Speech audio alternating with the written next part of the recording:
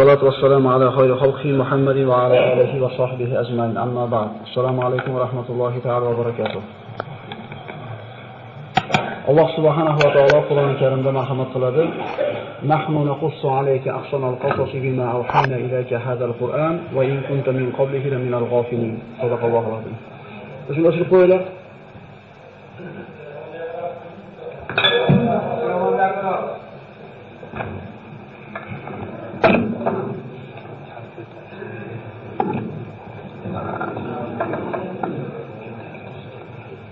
biroz ruxsat so'rab qo'yishlik maqsadga muvofiq bo'lsa kerak. Hozir odob haqida gapirildi, musulmonlik bir axloq haqida. Chunki o'sha yozishni to'xtatsanglar, shu maqsadga muvofiq bo'lardi. Subhanalloh. Alloh taolo Qur'onda marhamat qilib, Astagfirullah, nahnu naqussu alayka ahsanal qasasi bima awhayna ilayka hadal Qur'an va in kunta min qablihi laminal ghafilin. Ey Muhammad alayhisalom, biz sizga mana shu Qur'onda qissalarning eng go'zallarini so'zlaymiz, vaholanki siz bu qissalardan g'ofil edingiz deydi. Ya'ni bu qissalarning qadrini Alloh subhanahu va taolo mana shu oyat bilan belgilab beradiki, qissalarning eng go'zali deb Alloh taolo o'zi baho beryapti. Modomiki siz bilan bizga Alloh taolo mana shu qissalarni eshitishlik, fahmlashlik berilibdi, endi buni shukrni ado qilishlik kerak bo'ladi. Bu qissalarni eshitishlikda shukr qanday ado bo'ladi? Undan olingan ibratlarga hayotda amal qilishlik bilan bo'ladi. Shunda Alloh taolo aytadi: "Va izta'azzana robbukum la in shakartum la azidannakum." Agar mana shu meni bergan ne'matlarimni shukrni ado qilsanglar, ne'matimni ziyoda qilib beraman dedi. Alloh taolo ana shu shukrga ado qiladigan shokir bandalardan qilgan bo'lsin. O'tgan safargi suhbatimizda siz bilan mana Samud qavmiga yuborilgan Solih alayhisalom qissasini gaplashgan bo'ldik. Va u qissadan bir qancha xulosalar olindiki, eng asosiy olinadigan xulosasi shuki, Alloh taolo bir bandaga la ilaha illalloh kalimasini, qalbiga iymon degan ne'matni berishlikni xohlamasa, insonga bitta emas, 100 ta tuyani toshdan chiqarib berganda ham so'yib yeb qo'yishaverar ekan. Ya'ni bu qissalarda agar biz Qur'ondan boshqa joyda eshitganimizda rostmikin deb shubhaga borishimiz mumkin edi. Lekin Qur'onda bayon qilinganligi uchun bularning haqligida shubha qilinmaydi.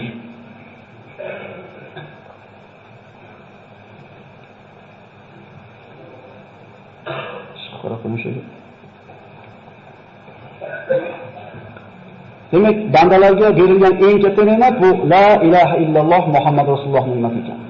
Mana u qissadan olgan xulosalarimiz shundan bo'ldiki, ana shu tuyani ularning talabiga ko'ra, ana shular aytgan sifatga ko'ra Alloh taolo yaratib berishiga qaramasdan, baribir Allohga osiy bo'lishdi. Demak, insonning hidoyatga kelishligiga mo'jiza yoki bir masala sabab bo'lmaydi, Alloh taolo agar o'zi iymon degan kalimani bermasa. Va yana ko'rdikki, ana shu tuyani oyog'ini sindirgan kishi haqida Alloh taolo aytdi, "Idin ba'asa ashqoha." Tuyani o'ldirishlikka o'zini qavmidagi eng badbaxtini yuborishdi deydi. Ya'ni biz hayotda bir odamga yaxshi yomonga baho berayotganimiz, u bizning bahoyimiz. Odam sifatida odamga baho beramiz. Lekin bu kishining badbaxtligini Alloh taolo o'zi aytayaptiki, avvalgilarda yashab o'tganlarning eng badbaxti bu ana shu Qudor ibn Salaf ibn Jib deyildi. Ana shu tuyani oyog'ini kimdir sindirishlik kerak edi. Shu ishni kimdir qilish kerak edi. Allohga hamdlar aytaylik birodarlar.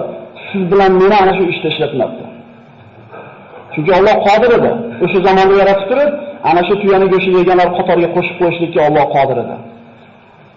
Alhamdulillah deylik birodarlar. Bu ne'matni shukrga ado qilaylik. Alloh taolo o'zi bir tavfiq bersin. Mana qavm o'zini talabidagi mo'jiza kelishiga qaramasdan osiy bo'lgandan keyin, balki ana shu tuyani so'yib yeb qo'yishganidan keyin Alloh taolo ularni qanday vayron qilganligini ko'rdik. Va ularda hozirgi kunda maskanlari borligini o'tgan safargi suhbatimizda aytib o'tgan bo'ldik. Madinaning shimoliy g'arbida, Madinadan taxminan 380 kilometr masofada ana shu Samud qavmining maskanlari mavjud. Alloh taolo aytadi, aql ishlatmaysizlarmi? Eslatma olmaysizlarmi? Ular haqida agar Qur'on bizga so'zlamaganida, biz ular haqida eslamasdik ham, hech kim ularni bir nomini ham zikr qilmagan bo'lar edi.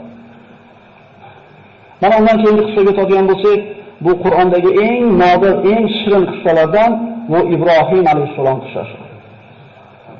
Inshaalloh bu qissa bir necha suhbatimizni oladi va Qur'onda bu qissani qanchalik qadri balandligi mana 25 ta surada Ibrohim alayhisalom haqida so'zlanganligi o'zi bir hujjat bo'ladi. 25 ta surada 73 o'rinda zikr qilingan. 73 ta o'rinda Ibrohim alayhisalom qissasi zikr qilingan. Bu surani qadri qanchalik balandligiga bir ishora qiladi. Qur'ondagi eng katta qissa Musa alayhisalomning qissasi. Undan keyingi o'rinda Ibrohim alayhisalomning qissasi turadi. U kishi payg'ambarlarning otasi, ulul azm minar rusul bo'lgan ana shu payg'ambarlarning biri, Ibrohim Halilulloh. Qissani boshlar ekanmiz. Ibrohim alayhisolamning hayotidan eng katta oladigan xulosamiz u kishi Allohga tavakkul qilishlikda ustoz bo'lgan kishilar. Bugun ana shu Allohga qilgan tavakkulini agar vaqtimiz yetsa bitta haqida ko'proq so'z yuritamiz. O'zi shu bittasi 3 soat vaqt olishi kerak, lekin biz basharmiz, toqatlarimiz cheklangan, ana shu uyqular kelib ketgunga qadar gapiriladi inshaalloh. Bugun o'z ozgina kech qolyapmiz. Bismillahirrohmanirrohim. Solih Allohning qavmi halok bo'lgandan keyin insonlar yana bir muddat tavhidda turishdi. Vaqt o'tishi bilan yana ana shu avvalgilarni oqibatidan ibrat olishlik insonlarning hayoldan ko'tarildi, esdan chiqarishdi. Alloh taolo mana shaytonga qiyomatgacha yashashlikka izn bergan edi, vasvasa qildi, yana insonlar shirkka, kufrga qaytishdi. Falastin, Falastin, Iroq, Misr hamma yerlarda insonlar yana kufrga qaytdilar. Bu safar Alloh taolo payg'ambarlarning eng ulug'laridan bu ulamolarning e'tirofiga ko'ra o'zi shunga hujjatlarimga aniq payg'ambar sollallohu alayhi vasallamdan keyingi o'rinda turadigan payg'ambar bu Ibrohim alayhisalom hisoblanadi. Abul Anbiya, payg'ambarlarning otasi. U kishi haqida Alloh taolo astagfirullah va Ibrohim allazi vaffa dedi. U vafo qilgan Ibrohim dedi. Alloh taolo qanday buyruqni bajarmasin, u kishi vafo qildi buyrug'iga. Va Ibrohim allazi vaffa.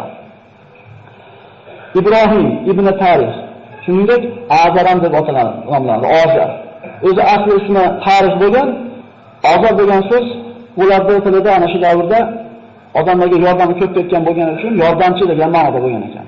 O'zi asli ismi Tarix bo'lgan, lekin laqabi Ozar bo'lgani uchun Ibrohim ibn Ozar deyiladi. Asli Ibrohim ibn Tarix. Ibrohim alayhisolamning zikri Qur'onda 25 ta surada 73 ta o'rinda zikr qilingan bo'ldi. Ibrohim alayhisalom Som ibn Nuh sulolasidan. Iroqda shimolida yashardi. Bobil degan shaharda. Bobil shahri nihoyatda bir katta shaharlardan bo'lgan. O'zini zamonasidagi eng birinchi shaharlardan bo'lgan. Va butlarga sig'inishlik mana shu yerda avjiga chiqqan bo'ladi. Astagfirullah va qala innama taqattum min dunillahi awsana mawaddata baynikum fil hayati dunya thumma yawmal qiyamati yakfuru ba'dukum bi ba'd thumma yawmal qiyamati yakfuru ba'dukum bi ba'd va yal'anu ba'dukum ba'da va ma'wakum an-nar va ma lakum min nasirin. Ibrohim alayhisalom qavmiga aytadiki, albatta sizlar Allohni qo'yib butlarga ibodat qilishni o'qidinglar. Qiyomat kunida biringlar ikkinchilarga kofir bo'lasizlar va biringlar ikkinchilarga la'nat o'qiysizlar. Qiyomat kunida hech kimni tanimaydi. Bu hammamizga aniq bo'lgan narsa. Yawma yafirrul mar'u min akhihi deydi Alloh taolo Qur'onda. Kishi o'zini akasidan tonadigan kun. Otasidan, onasidan, bola chaqasidan tonadigan kun. إذ قال لأبيه وقومه ما هذه التماثيل التي أنتم لها عاكفون قالوا وجدنا آباءنا لها عابدين. İbrahim otasiga va qavmiga qarab aytdiki, bu sizlar sig'inayotgan timsollar, butlar nima? Sizlar e'tikof qilasizlar bularga. Ular aytdilar, otalarimizni mana shu butlarga ibodat qilayotganligini topganmiz va shu narsada davom etib ketyapmiz. Boshqa oyatda Alloh marhamat qiladi, إذ قال لأبيه وقومه ما تعبدون قالوا نعبد أصناما فنظل لها عاكفين قال هل يسمعونكم إذ تدعون أو ينفعونكم أو يضرون قالوا بل وجدنا آباءنا كذلك يفعلون.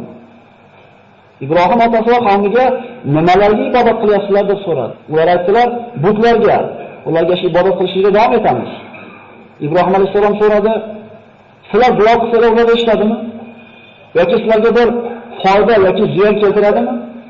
Qavm javob berdi, otalarimiz shunday qilayotgan edi, biz ham otalarimiz ishini ota-bobomiz qilib kelayotgan ishlayapti-da, endi biz o'zimizni tilga o'giradigan bo'lsak, demak, bu shirk otalardan meros qolgan. Ibrohim alayhisalom ularni ogohlantirdi. Inson ilohga nima uchun sig'inadi aslida? Biror bir ziyonni undan qaytarish uchun, biror bir manfaatni keltirish uchun. Biror bir musibatni to'shlik uchun va hayotini tartibga keltirib berishlik uchun Allohga sig'inadi. Lekin bu butlar bularni birortasini qilishlikdan ojiz edi. Bu aloqalar na foyda keltira oladi, na ziyon keltira oladi. Ya'ni ba'zilarimiz hayotimizda shu bir o'rnashib qolgan bir shirkka o'xshagan bir narsalar bor. Tumorga o'xshagan yoki ko'zmonchoqqa o'xshagan. Bular zotida hech narsa qila olmaydi, agar Alloh xohlagan bo'lsa.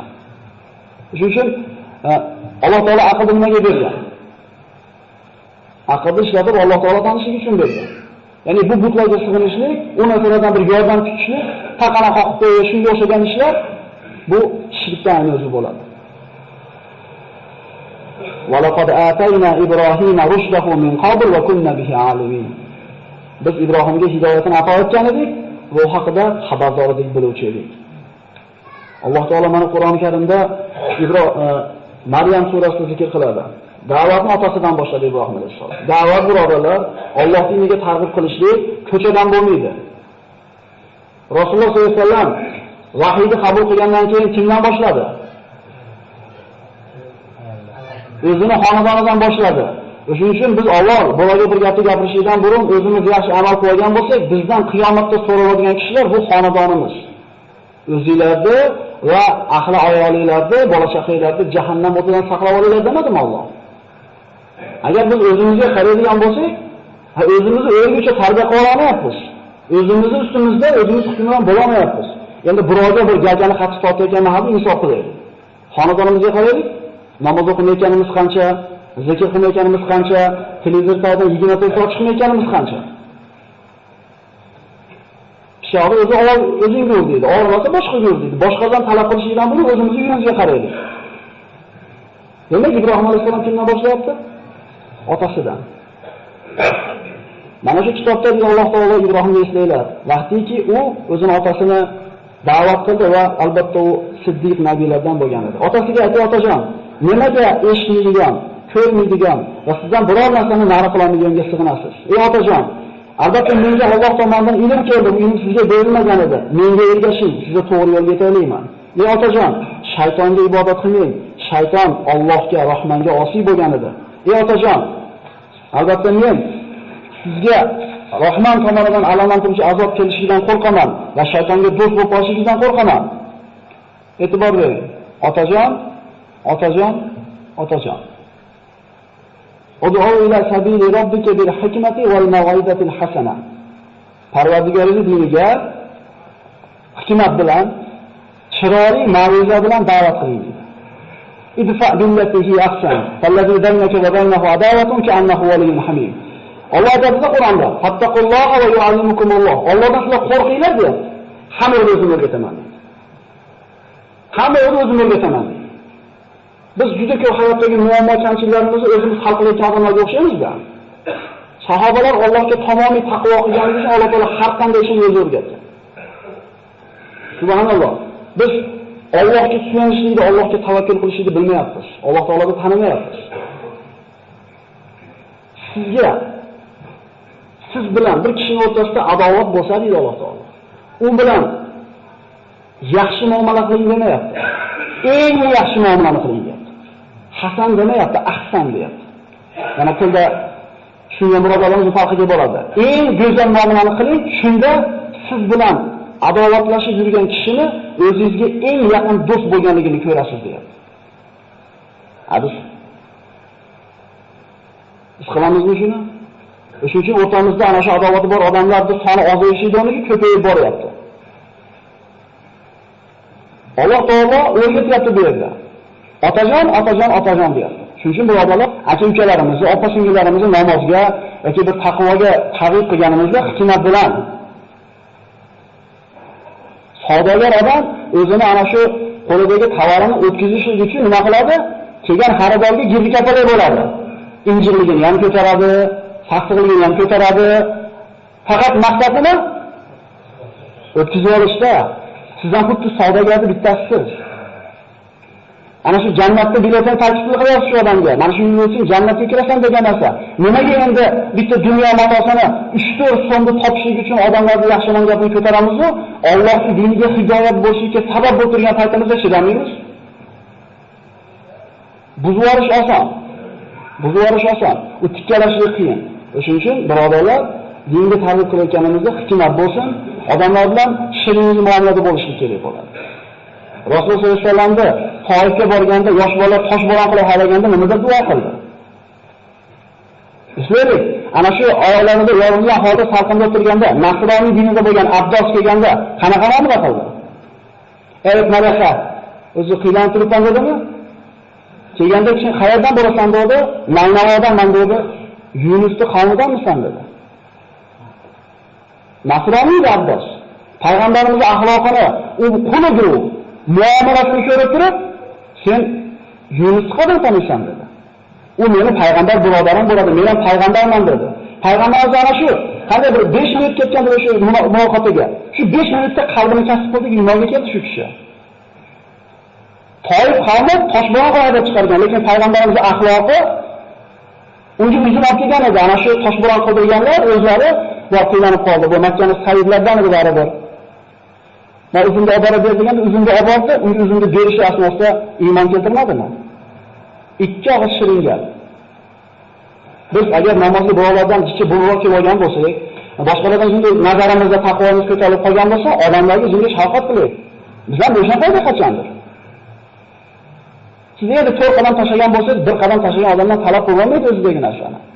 Oldingizga qarang, bizdan 44 burun qadam tashlab qo'ygan odamlar bor. Bizga ham chidashgan, bizga ham shinjiligimizga, bizga ham namoz o'qimaganligimizga sabr qilgan boshqalar. Shunday emasmi? İbrahim alayhissalomni shuncha bir shirin gapirganligi otasi nima deb javob berdi? Astagfirullah. Qala aragibun anta an alihati ya Ibrohim, la in lam tantahi la arjumannak wahjurni maliya. Ey Ibrohim, olihalarimizdan o'zingni behojat deb bilyapsanmi? Ya'ni kerak emas deb olyapsanmi?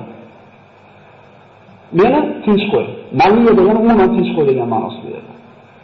Qala salamun alayk. Astaghfiru laka robbi innahu kana bi khafiya. Senga salom bo'lsin deb otasi. Sizga salom bo'lsin. Parvardigorimdan sizga istig'for so'rayman. Albatta Parvardigorim menga yaxshi muomalada meni yaxshi ko'radi. Ibrohim alayhissalomni qattiq suratda rad qilgandagi Ibrohim alayhissalomning javobini qarang. Allohdan kechirishini so'rayman sizga deyapti. O'lib ketmaysanmi deyapti bizga o'xshab. O'lib ketmaysanmi? Menga nima? Menga nima akalar? Biz da'vatni o'zimiz uchun qilyapmiz. O'shuning uchun ko'tara olmadik. Agar biz Alloh uchun da'vat qilayotgan bo'lganimizda, unga nima qilardik? Ko'tarardik. Biz o'zimiz uchun ishlaymiz.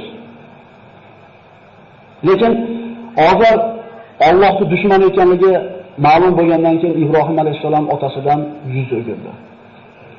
وما كان استغفار إبراهيم لأبيه إلا عن موعدة وعدها إياه فلما تبين له أنه عدو لله تبرأ منه إن إبراهيم لأواه حليم. İbrahim'de Parvardigoridan otasini kechirishligini so'rashligi va'da qilib qo'yganligi uchun bo'ldi. Endi qachonki u otasi Allohga dushman ekanligi aniq bo'lganda otasidan pokilandi deydi. Albatta Ibrohim Allohun halim. Bundan shunday xulosalanadiki, mo'min odam kofirga Alloh gunohini kechirsin deb duo qilishligi shar'an harom hisoblanadi. Shuni hujjat olamiz bu yerda. Bir boshqa dindagi mushrik bo'lgan, kofir bo'lgan kishiga Alloh rahmat qilsin deyishi mumkin emas musulmon kishiga. Hatto Rasululloh sollallohu alayhi vasallam ana shu g'azotga chiqib ketayotganda bir joyga borib turib, bir qabr bir joyga borib rosa qattiq yig'laydi. Agar o'qigan bo'lsa shu yerlarini. Hamma hayron bo'lganda mana shu joyda meni olam ko'milgan deydi. Allohdan istig'for etib gunohini kechirishni so'raganimda Alloh rad qildi deydi. Shunga yig'ladim deydi. Muhammad alayhisolamning onasiga gunohini so'rab Allohdan duo qilganda Alloh taolo qaytargan bu narsani. Agar mumkin bo'lganda Muhammad alayhisolamga mumkin edi, mumkin bo'lganda Ibrohim Halilullohga mumkin edi. Musulmon faqat musulmonga Alloh rahmat qilsin deyishlikka haqqi bor. Mana shu oyatga asosan innahu kana bi khafiya. Xafola bu qalbni muhabbat bilan to'lib toshishi. Alloh taolo Ibrohim alayhisolamni mana shunday yaxshi ko'rgan edi. Shuning uchun Halilur Rahman Allohning do'sti deb zikr qilinadi. Al-Hayla qalbni muhabbat bilan to'lishligi. Va a'tazilukum wa ma tad'una min dunillahi wad'u robbi asa an la akuna bi du'a'i robbi shaqiyya. Ibrohim alayhisalom qavmidan yuz o'girdi. Shu vaqtda yoshi 16 da bo'ladi asr muoriflar. Nabiy bo'lgan ekan 16 yoshda. Bu Alloh taolo o'zining mulki ekan xohlagan bandasiga beradi. Payg'ambarlik faqat 40 yoshda turib cheklab olmaydi. Chunki Iso alayhisalom 33 ga kirgan paytda Alloh taolo yuqori ko'tarib chiqib ketgan. Payg'ambar bo'lgan 33 yoshda payg'ambar bo'lgan. Demak 40 yoshda cheklab qo'yishimiz bu bizning ilmimizdagi ozgina noqisligi belgisi ekan. Ibrohim alayhisalom da'vat qilayotganda qavmini yoshi 16 da bo'lyapti, birodarlar. Biz 16 ga kirgan bolalarimiz da kallasida nima gap, nima so'z. Biz nima bilan to'g'izgan bo'lsak, ularning kallasini shu 16 yoshgacha shunaqa bilan to'lgan. 3 litrli bankaga nimani solsangiz, shu bilan to'ladi. Agar siz to'g'izmasangiz, to'g'izib ketadi ko'chadan. Hech kim uyda so'kinmaydi akalar. Qayerdan o'rgandik so'kinishni? Ko'chadanmi? Ana shu bankasiga, ana shu kallasiga biz kerak bo'lgan so'zlarni yozib o'sha papkalarni to'ldirib qo'ymasak, ko'chadan to'ldirib olyapmiz. Biz bolalarimizni jismini, kiyimini, qonini to'g'rishligi bilan boshidagi tomi bilan ovora bo'lyapmiz-ku, ana shu qalbi bilan ovora bo'lmayapmiz. Shunday emasmi? Ibrohim alayhisalom nima qilishni o'ylay boshladi. Astagfirullah va tallahi la aqidanna asnamakum ba'da an tuwallu mudbirin. Ana shu shirkda asli manbai bo'lgan butlarni yo'q qilishni qasd qildi. Mana nozi bitta joyi shu bo'ladi, xulosa qilamiz. Ya'ni shu butlarni sindirib olsa, odamlar butga sig'inmaydi, 16 yashaydi birodarlar. Yetib boryapti? Qasam Allohga dedi, sizlar bo'sh qo'yib qo'yganinglarda butlaringlarni parchalab tashlayman dedi. Buni yashirib o'tirmadi, oshkora aytdi. Ba'zi mufassirlar maxfiy qilganlar yo'q, Alloh taolo mana shu oyatga qaraydigan bo'lsak, oshkora aytganligi ma'lum bo'lyapti. Allohga qasam, sizlar butlaringlarni xoli qo'yganinglarda men sindirib tashlayman dedi. O'zi odatda ularning butlaxonasida hech qachon butlar yolg'iz qolmasdi.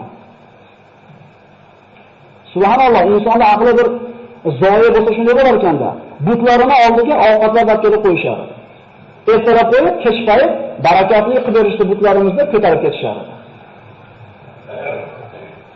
Alloh taolaga ekan o'sha davrda yashaganimizda biz ham shuni to'g'ri ergashib ketsak kerak edi. O'shunga ham sanatlimizmi Alloh? Qavm mana butda oldin hech kim qolmas, bo'sh qoladigan holati yo'q deb aytdik. Qavmda bayrami bo'ladi. Ana shu bayramida ular butlarni tashab shaharning tashqarisiga sayr qilgan chiqib ketishardi. Va ovqatlarni qo'yishdi, sayr bo'ladigan kun tashab chiqib ketishdi. Ertaga hayit degan kuni qavm kechqurun tayyorgarlik ko'rish boshiga chiqib ketishdi. Ibrohim alayhisolamni qarashayli, tayyorgarlik ko'rmaydi. Ibrohim nimaga sen tayyorgarlik ko'rmayapsan deganda hayotidagi birinchi yolg'onni gapirgan. Bu ham Allohning ikkinchi to'shqamiz. Yozib qo'yasizlar. Men dedi osmonlarga qarab dedi, ertaga kasal bo'lib qolishini bildim. Men sizlar bilan chiqa olmayman dedi. Va laqad atayna Ibrohima rushdahu min qabl va kunna bihi alimin. إذ قال لأبيه وقومه ما هذه التماثيل التي أنتم نحاكفون قالوا وجدنا آباءنا لها عابدين.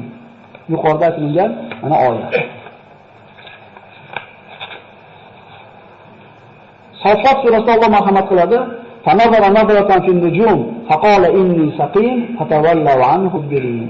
Yulduzlarga qaradi Alloh taolo, men kasalman dedi. Qavm uni xoli qo'yib chiqib ketdi. Qavm Ibrohim alayhisolamni tashlab chiqib ketgan paytda Ibrohim alayhisalom butlarning oldiga qo'lida ana shu boltani yoki bir asbobini olib bordi. Butxonada hech kim yo'q. Faragha ila alihatihim faqala ala ta'kulun ma lakum la tantiqun faragha alayhim darban bil yamin. Butlarga aytdiki, yolg'iz qolgan butlarga yemaysizlarmi? Hech kim javob qaytarmadi. Nimaga gapirmayapsizlar?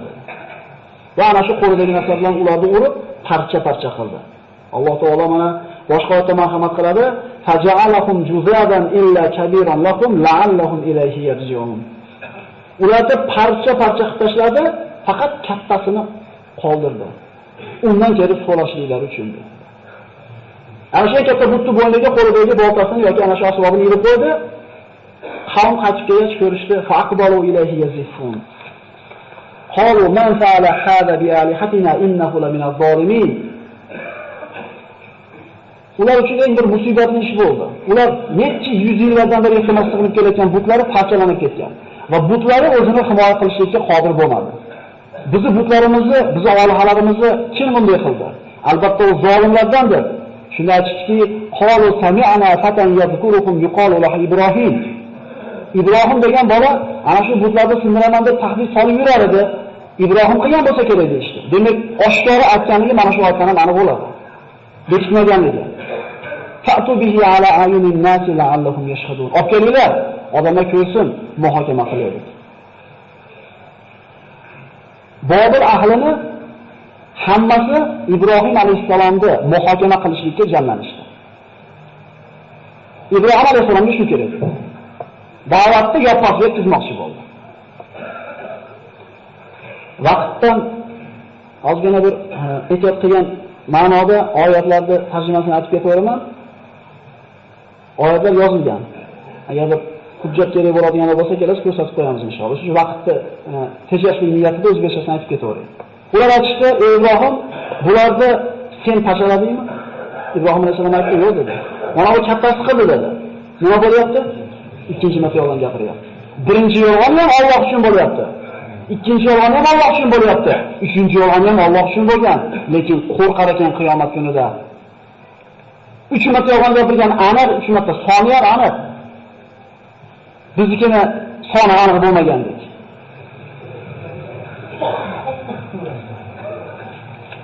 Agar gapirsa, so'raylik ulardan. Shunda hammasi shu o'ziga qaytdi. O'ziga kelishdi.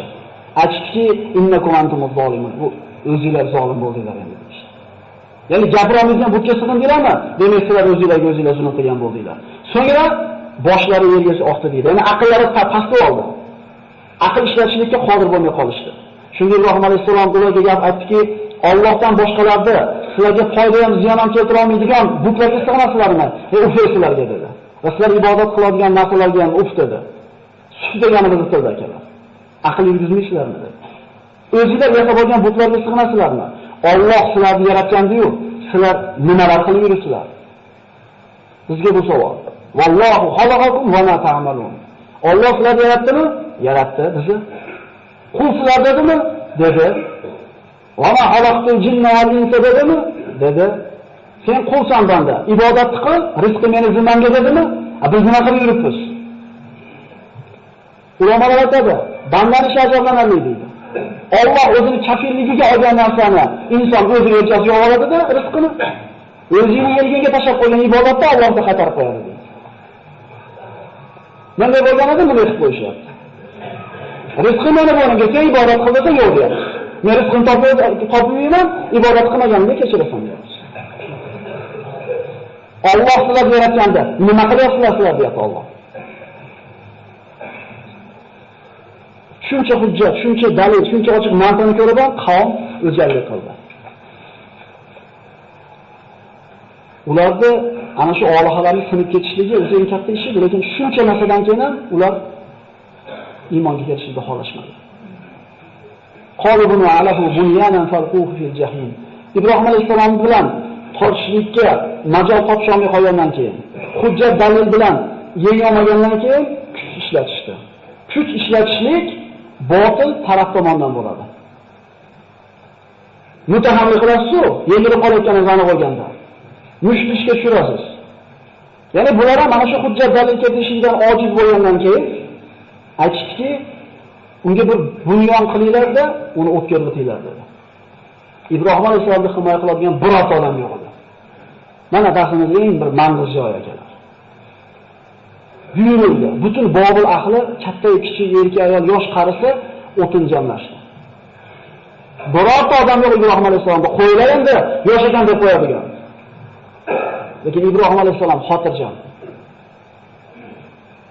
Ana shu toshlarni yig'ishib bir hovuz qilishdi. O'tinni to'plashdi. Butun bir shahar ahli to'plab, olib kelgan o'tin qancha bo'ladi? Juda katta bir binochalik o'tin bo'ldi. Tandirga o'zib qo'ygan paytida cho'tni ko'proq tashlab olsangiz, balati yonsa, 1-2 metr joyda turishga to'g'ri kelgan. Bu yerda hamma g'o'za qo'yayotgan, vallohu alam. Endi butun vodi tashlab qana bo'lardi. Endi mana shu binochalik o't yongan paytda uni oldiga qancha darajada yaqin kelish mumkin? Yaqin kelamaganligidan, o't kattaligidan manjani hisob kelishdi. Ya'ni ana shu qadim zamonlarda qasrlarga toshib o'tiradigan asvotda arab tilida manjaniq deydi. Ibrohim alayhisolamni oyoq qo'lini bog'lab, ana shu manjaniqni kapkiliga o'tkazishdi. Birorta odam yo'q, qo'yinglar deyilgan. Ibrohim alayhisolam xotirjam. Shunda Rasululloh sollallohu alayhi vasallam mana Imom Buxoriy rivoyat qilgan hadisda aytadi, Ibrohimni ana shu Allohga uloqtirishayotgan paytda o'qigan duosi: Hasbunalloh va ni'mal vakil. Allohning o'zi bizga kifoya. Faqat unga suyanamiz. Unga tahdid qilishmayapti. Unga qo'rqsa qilishmayapti. Hozir o'tga uloqtirib olishi aniq. Birorta yordamchisi yo'q. Lekin qalbni holatini ko'ring. Tavakkul tamomiy. Hasbunalloh. Bizning ishimiz Alloh qo'lida. Ya'ni Allohga aytgandan boshqa narsa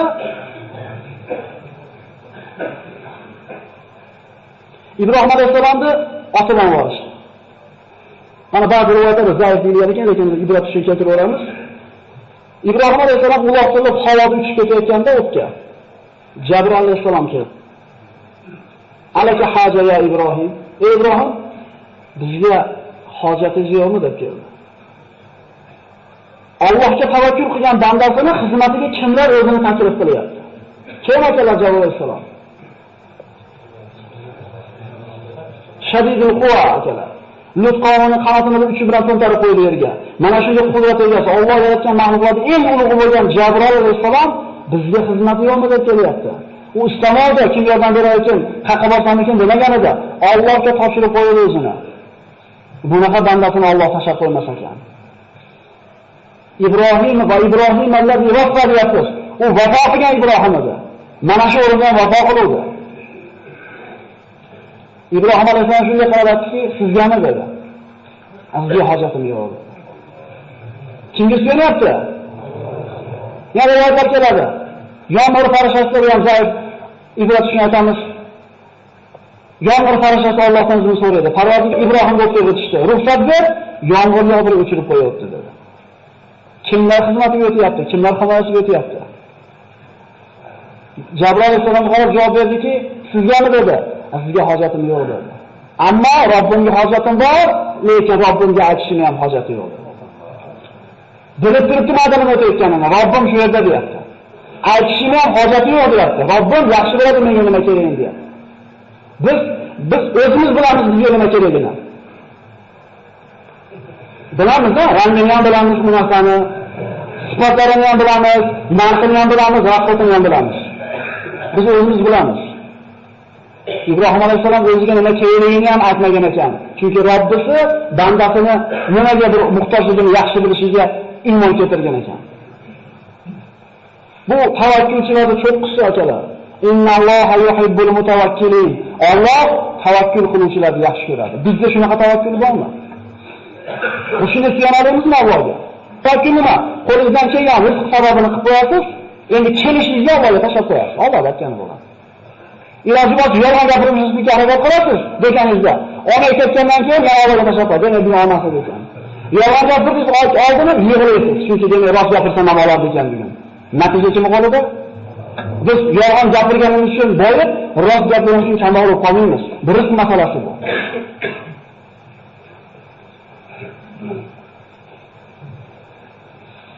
Tavakkulchilarning ustozi kim ekan? Lekin Alloh taolo bunaqa bandasini farishtalarga ham tashlab qo'ymas ekan ishini. Aytdiki, Alloh tavakkul qiluvchilarni, o'ziga suyanuvchilarni yaxshi ko'radi dedi. Yaxshi ko'rgan o'g'limizga, yaxshi ko'rgan qizimizga sovuq shabadan aro ko'rmaymiz-a? Alloh taolo rahim degan, shafqat degan sifatini yuzga bo'ldi deyiladi hadislarda. Shundan bittasini dunyoga chachib qo'ydi deydi. Bittasi chachilganda shuncha insonlar, shuncha hayvonlarni chayon bolasini chaqib qo'ymaydi.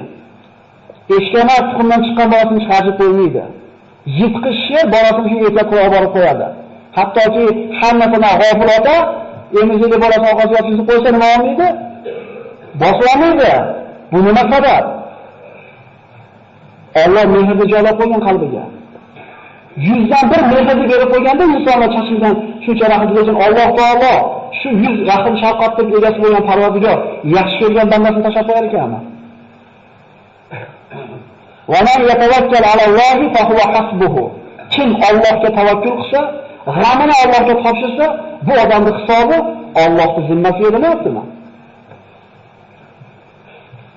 Biz shunga tavakkal qilyapmizmi Robbimizga? Biz Robbimizni taniymizmi shunchalik? Hammamiz Allohga topshirib qo'yishlik darajasida taniymizmi? Shuning uchun g'am tugamayapti asallar. Bir qilsa 2 kerak bo'lyapti, 2 qilsa 5 kerak bo'lyapti. Chunki Teva bilan aloqamiz zo'r emas. Ibrohim bilan o'tga uloqilgan ham Alloh deyapti, tushga tegan ham Alloh deyapti. Alloh taolo bu bandasining ishini hech qaysiga topshirmadi. Allohning ishi bu kabi farishtalar ham tez bo'ldi. Qulna ya naru kuni bardan va salaman ala Ibrohim. Fa'aradu bihi kaydan faj'alnahum al-asfalin. Biz aytdik, ey o't, Ibrohimga sovuq bo'ling va salomat bo'ling. Uni kuydirish kerak bo'lgan o't Alloh taoloning mulki emasmi? Alloh taoloning quli emasmi? O't kuydirmaydi birodarlar. Pichoq kesmaydi. Agar Alloh ulardan bu qudratni olib qo'ysa. Demak, zotida bu narsa qila olmaydi. Shunday emasmi? Abdulloh ibn Abbos aytadi, mana shu oyat sharhida. Agar Alloh taolo o'tga sovuq bo'ling deb turib, salomat bo'ling demaganida, o'tni sovug'ini ziyon qilib qoladi Ibrohimga deydi. Ko'rasiz, Alloh taolo qanday bu bandasini mushkulini oson qilyapti. Chunki topshirganda g'amini, natijani o'ylamayapti. Nimalarga demayapti, Allohga tavakkul qilyapti. Ibrohimga makr qilishdi, Ibrohimga hiyla qilishdi, bas o'zlari ular xor bo'ldi, past bo'ldi. Ular ko'rib turishdi o'tga tushganini. Ibrohim alayhisolamning oyoq qo'liga bog'langan iplardan boshqa hech narsa kuygani yo'q. Subhanalloh azza va jalla. O't o'chdi. Ibrohim alayhisolam chiqib keldi. Ularga ko'z oldida buyuk mo'jiza yuz ko'rsatdi. Lekin iymon keltirdimi?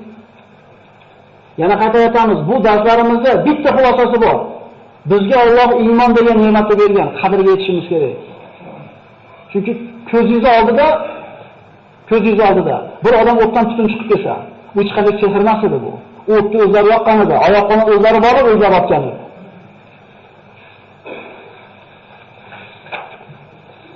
Ibrohim alayhisolam ba'zi rivoyatlarda keltiriladi, hayotning eng lazzatli kunlari deydi.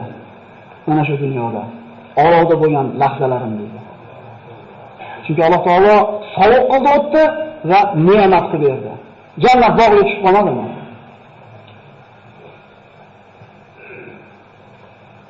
Qavm shundan keyin kofirligicha qolaverdi.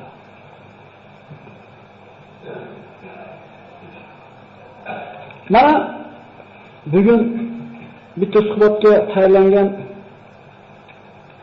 tayyorgarligimizni yarmiga yetib bormadi. Inshaalloh keyingi darsda davom etamiz. Xulosalaymiz. 10 minut xulosaya qolyapti.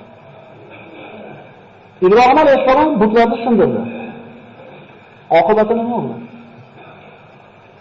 O'tga uloqtirishdimi? Bu qissalarda bir ko'ngilxushlikka eshitib qo'ymaydi birodarlar. Bundan xulosa olaylik. Musa alayhisalom bitta Yahudiy nimani Misrlik qibtiyni bir shapaloq bilan o'ldirib qo'ydi. Nima bo'ldi? Qavmini tashlab chiqib ketdimi? Ibrohim alayhisalom butni sindirib qo'ydi. Nima bo'ldi? O'tga uloqtirdimi?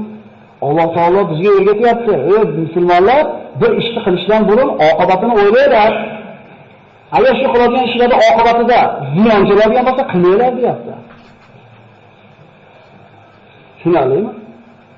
Odam alayhisolamning bir rivoyatda shuna bir chiroyli farzandlar qilgan 5 ta narsa bor ekan. Shu bilan bugun tugatamiz inshaalloh suhbatimizni. Odam alayhisolam mana shu vafotiga yaqin bo'lganda bir rivoyat ekan, endi bu ham ibratlanadigan. Farzandlarni yig'ib turib aytgan ekanki, ko'zi og'lashgan birovsan deb qimillab olsanglar, sal qonlanib uyqu yosiladi. Mana bir shirin joy keldi-da. Mas'uliyat bergim kelmayapti.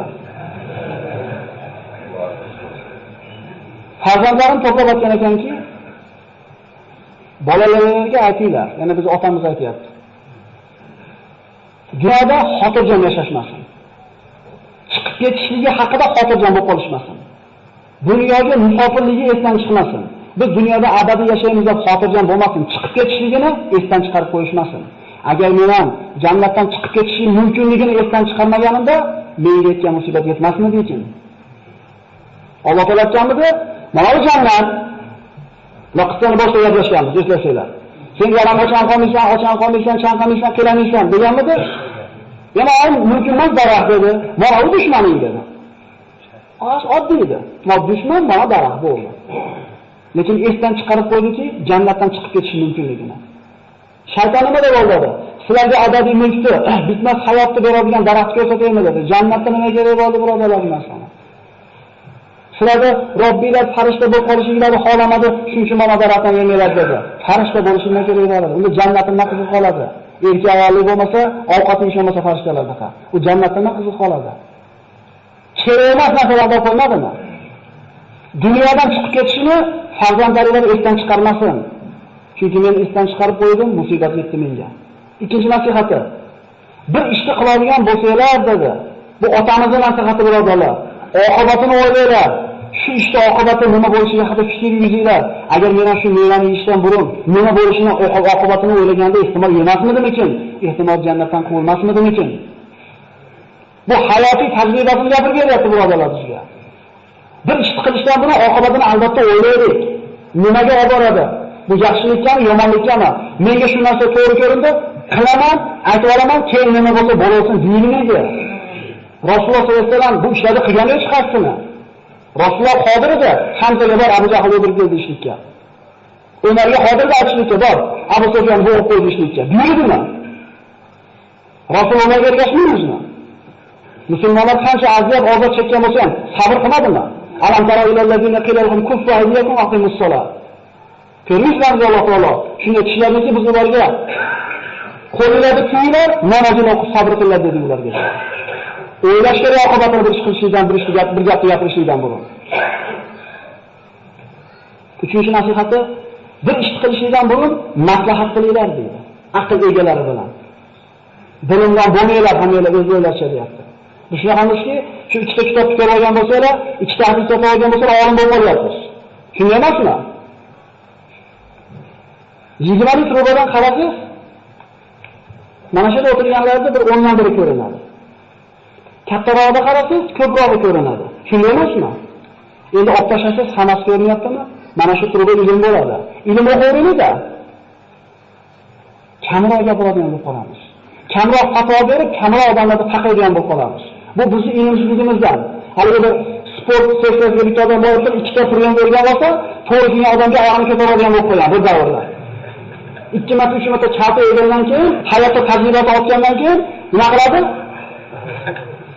Agar o'sha chapani yemasdan turib, oyog'ingizni pastroq qilib yuraveradi. Chunki sizga o'sha oyoq ko'targanlar bo'lgan. Demak, maslahat qilinglar. Bir ish qilishingdan burun aql egalari bilan. Agar meni farishtalarga maslahat solganimda yemadingizsa kerak edi deydi. Biz qilib turib problemaga kirganini maslahatga boramiz. Domla ustalarni qo'ying, yo'li bormi? Bunaqa o'shani talab deyishdan burun tarbiya qilishlikni maslahatini olgani kelmadinglar. Endi shunga topasan endi. To'rtinchisi, ayollaringizga havoyi nafsiga ergashmanglar. Zero men ham ana shu ayolimni havosiga ergashib qo'ydim. Havoyi nafsiga ergashmanglar deyapti. Ar-rijalu qawwamuna 'alan nisa. Erkaklarda ayol Rasululloh rahbar qilgan. Erkak degan. Biz qabul qildim deganmiz akalar. Roziman bashlanmaganmiz biz. Biz erkakmiz.